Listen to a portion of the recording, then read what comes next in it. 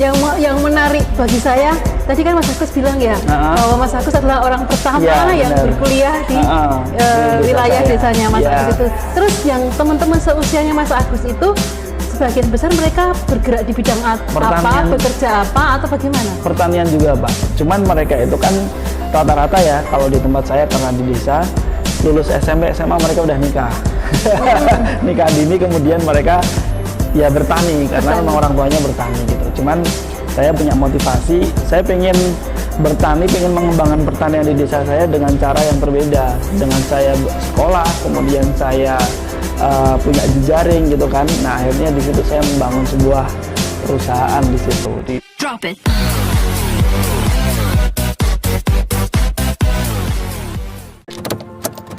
Selamat pagi Sobat Tani, kita berjumpa lagi di dalam Pojok Si Manis, Pojok Konsultasi Manajemen Agribisnis Klaten. Saat ini saya sedang bersama dengan salah satu si manis kita. Mari kita kenalan dengan siapakah dia? Siapa Mas? Boleh dikenalkan namanya Mas? Perkenalkan Mbak, nama saya Agus Wibowo. Saya petani dari Kabupaten Magelang, tepatnya di lereng Gunung Merbabu di Kecamatan Ngabla. Oke, si manis kita kali ini adalah Mas Agus Wibowo, salah satu petani milenial yang berada di Kecamatan Ngabla, Kabupaten Magelang, tepatnya di kaki Gunung Merbabu. Pasti dingin ya Mas di sana ya? Pasti dingin ya. Makanya ini agak berbeda dengan kita yang terbiasa yang ada di Klaten, berpanas-panasan walaupun kita juga ada di lereng Merapi, tetapi sepertinya masih lebih sejuk yang ada di Merbabu. Benar sekali. Baik Sobat Tani, kita siang hari ini mau membahas tentang apa itu precision farming, dan nanti akan dijelaskan oleh narasumber kita ya tentang apa itu precision farming.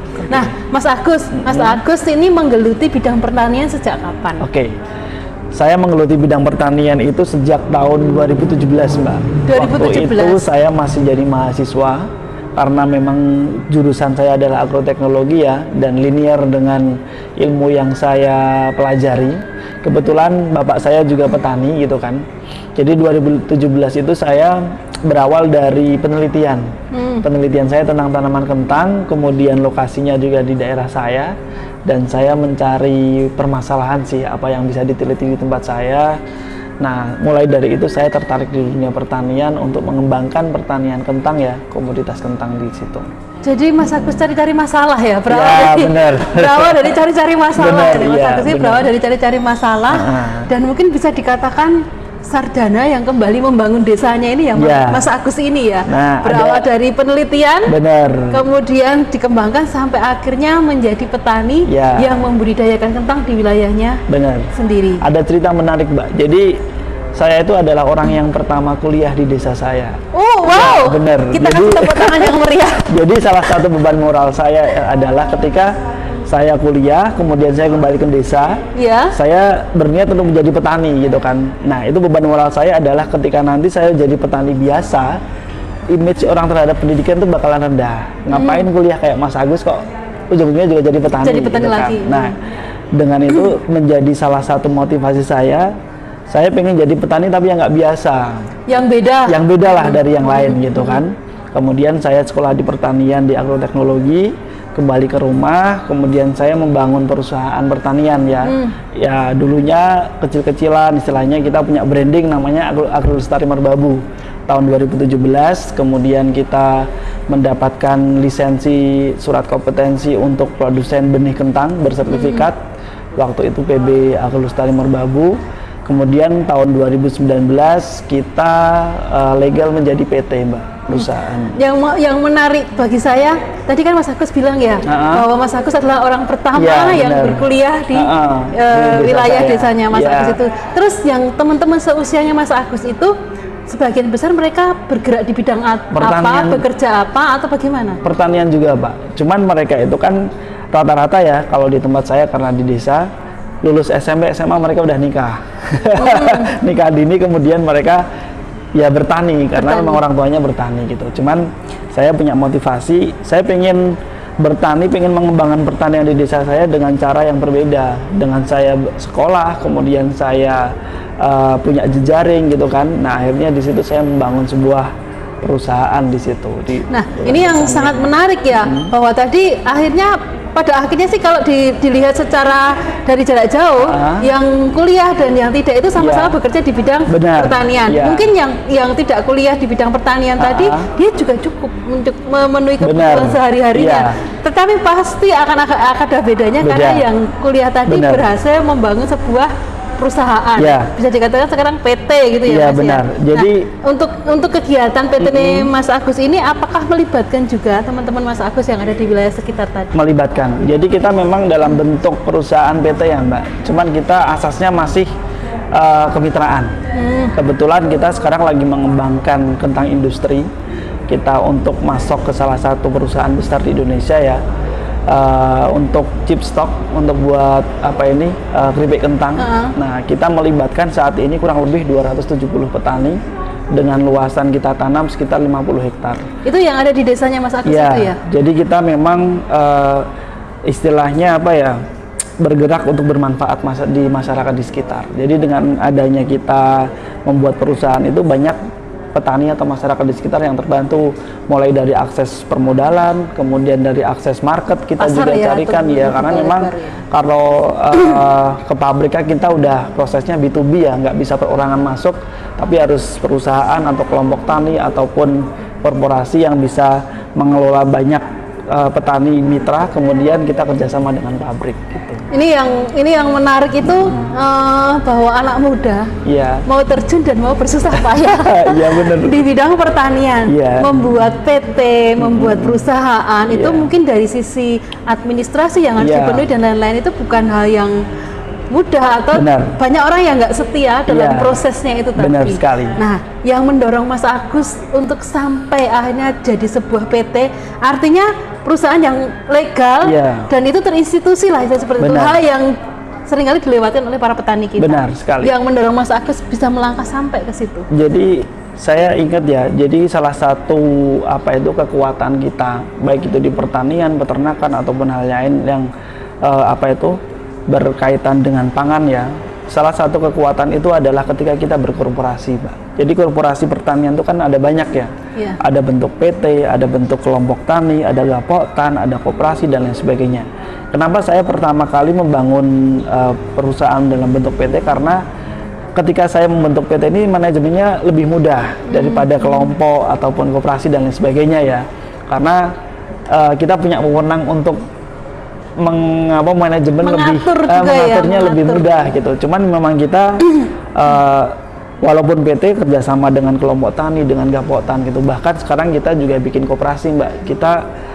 Saya sebagai ketua koperasi, kalau koperasinya tanaman cabai ya, koperasi di atau tadi mungkin bisa dijelaskan dulu, Mas Agus ini bergerak di budidaya atau di atau komoditas apa yang diupayakan? Komoditasnya kita ada kentang, ada cabai sih, Mbak, yang jadi kentang dan sama cabai. Nah, kalau kentang ini kita cara mengelolanya perusahaannya itu dalam bentuk PT. Kalau yang cabai kita mengelola dalam bentuk koperasi. Ya, jadi terpisah memang itu.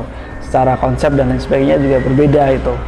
Karena memang kebijakan setiap ini beda-beda ya, setiap komoditas. Cara menangani komoditasnya juga berbeda ya. Makanya kita bikin ada beberapa konsep yang memang itu sesuai sama kondisi di lapangan gitu.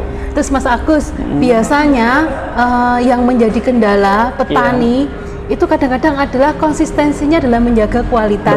Kadang-kadang hal itu yang membuat petani itu sekali waktu bisa masuk ke perusahaan, tapi waktu lain karena dia tidak bisa menjaga konsistensinya, itu yang membuat akhirnya perusahaan meninggalkan para petani. Benar sekali. Nah, untuk tempat Mas Agus kan mendirikan PT yang istilahnya anggotanya tetangganya sendiri lah ya. Nah, bagaimana Mas Agus mendorong petani di wilayah jenengan sendiri agar bisa menjaga konsistensi kualitas. Baik. Jadi memang kalau misalkan kita apalagi suplai pabrik ya, Mbak, itu pasti ada standarisasi spek ya. Dan itu yang sudah dari awal kita edukasi, kita sosialisasikan ke petani. Jadi intinya kita memberikan edukasi ya, mulai dari edukasi agro input sampai nanti hasil panen juga kita jualkan. Jadi kita berharap petani itu tinggal fokus bagaimana caranya budidaya produksi yang maksimal gitu kan, produktivitasnya bagus, terus kualitasnya juga bagus gitu. Itu yang kita inginkan, seperti itu dari awal udah kita edukasi seperti ya, itu gitu. Nah kemudian dalam spek pun kita dari awal juga sudah kasih tahu yang masuk seperti ini, yang enggak seperti ini. Jadi petani berusaha sebisa mungkin bagaimana caranya ya sesuai spek yang mereka produksi gitu. Dalam artian memang salah satu yang menjaga kita sampai saat ini bisa berkembang itu adalah konsistensi kita. Mulai dari dulu kita membangun sendiri, kemudian tanpa ada mitra, sampai sekarang ada mitra dalam pembibitan juga ada, mitra dalam produksi untuk chipstock juga ada. Itu karena memang kita konsistensi di situ. Konsisten lah dari dulu sampai sekarang, sehingga petani juga udah tahu ritmenya kita seperti apa gitu. Jadi itu yang kita pakai lah, strateginya lah ya. Ya, membuat bertahan. Terus yang bikin kita kadang-kadang penasaran itu kayak gini, kan petani tetangga sendiri nih ya. Bener. Nah, petani tetangga sendiri kadang-kadang speknya turun dikit. Biasanya ada tetangga itu yang suka ceroboh. Tambah nih ini tolong diluruskan. Nah, itu biasanya yang membuat istilahnya manajemen di dalam perusahaan yang bergerak di bidang pertanian itu kadang-kadang melemah. Ya. Seperti kelompok tani itu kan juga seperti itu. Kelompok tani itu sulit berkembang secara marketing saat jadi organisasi yang maju karena nggak bisa konsisten tadi ya, ngadepi yang kayak gitu Mas. Tetangga sendiri loh ini. Iya. Jadi kadang kita bisa menjadi salah satu penjaringan komitmen ya Mbak. Jadi istilahnya kita pun tetangga sendiri yang dekat kadang nggak ikut ke kita ada, tapi orang yang jauh butuh kita juga ada. Jadi kita memang kuncinya adalah petani yang komitmen. Bukan istilahnya ini kita nggak mandang ini tetangga, ini bukan ya, tapi yang penting komitmennya bisa dijaga. Ayo mau ikut kita silahkan gitu. Tapi kalau misalkan dia tetangga sebelahan pun sama kita, tapi kalau nggak komitmen ya kita nggak bisa untuk kerjasama lah gitu. Karena memang salah satu kunci mitra itu kan kita saling menguntungkan ya. Konsistensinya harus terjaga, komitmennya juga harus terjaga. Nah itu yang kita pegang di situ. Ini kan menarik sekali gitu. Mas Agus tadi bermitra sekarang akhirnya bermitra dengan dengan banyak lini karena Mas Agus itu juga penyuplai benih, penyuplai chipstock ya buat di perusahaan dan juga untuk pembibitan kentang tadi loh. Tadi apakah itu juga dijual sampai keluar? Apakah hanya untuk memenuhi kebutuhan yang ada di sekitar Mas Agus sendiri? Awalnya kita pengen untuk memenuhi kebutuhan di kita ya, di lingkungan kita. Cuman permintaan nasional sangat luar biasa Mbak, bahkan kita tidak sampai seekspektasi ini ya. Permintaan dari luar Jawa ada. Kalau bibit kentang yang sayur ya, yang granola itu kan kita bisa nyampe kirim ke Kayuwaru, kemudian ke Brastagi, ke Solok Barat, daerah Sumateranan itu, kemudian ke Sulawesi kita juga ada, sampai ke Jawa Timur juga ada. Jadi memang akhirnya semua orang ini. Karyawan Mas Agus berapa?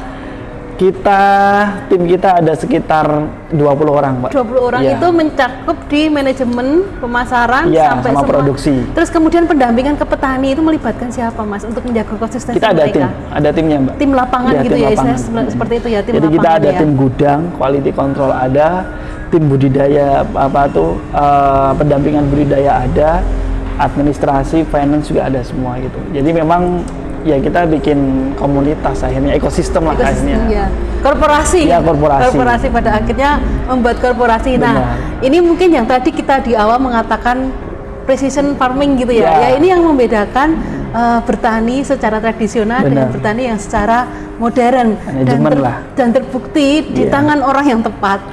Di tangan orang yang tepat itu berawal dari penelitian ya.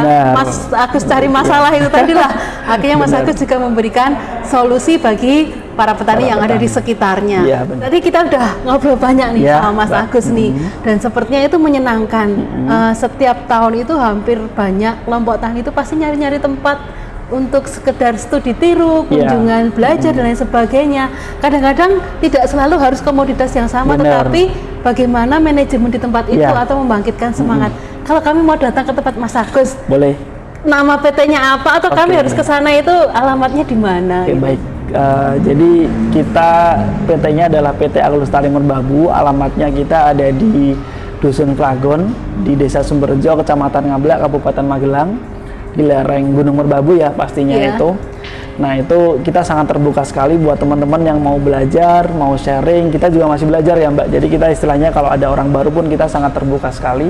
Bahkan kita juga ada P4S-nya, P4S Agrolestari Merbabu yang bisa teman-teman kunjungi atau untuk belajar, sharing dan lain sebagainya. Istilahnya kita belajar bareng gitu.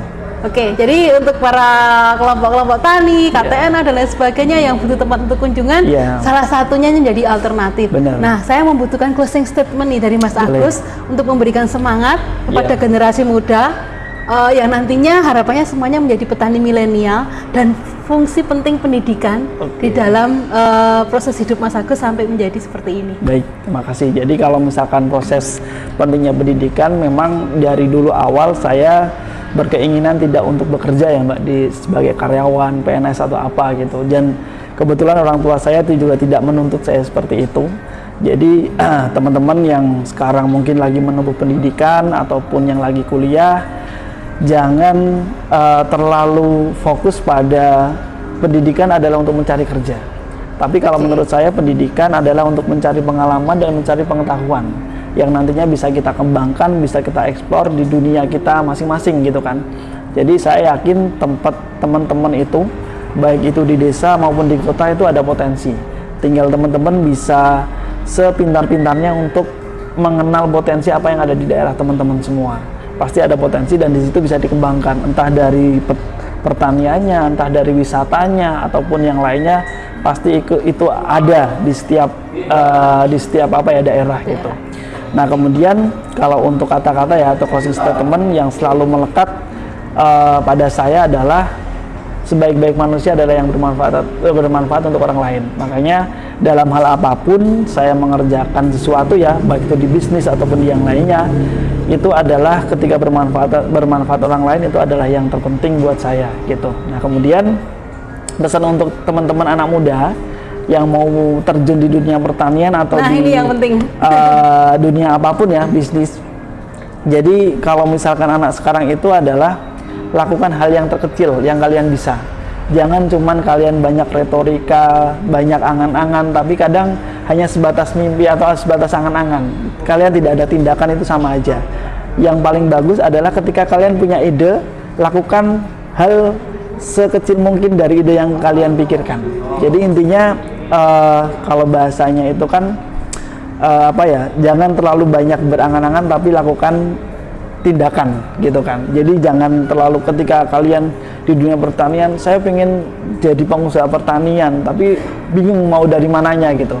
Kalian di hadapan itu bisa ngapain, ya itu yang kalian lakukan. Misalkan bikin bisnis plan atau analisis usaha tani dulu, lakukan itu dulu.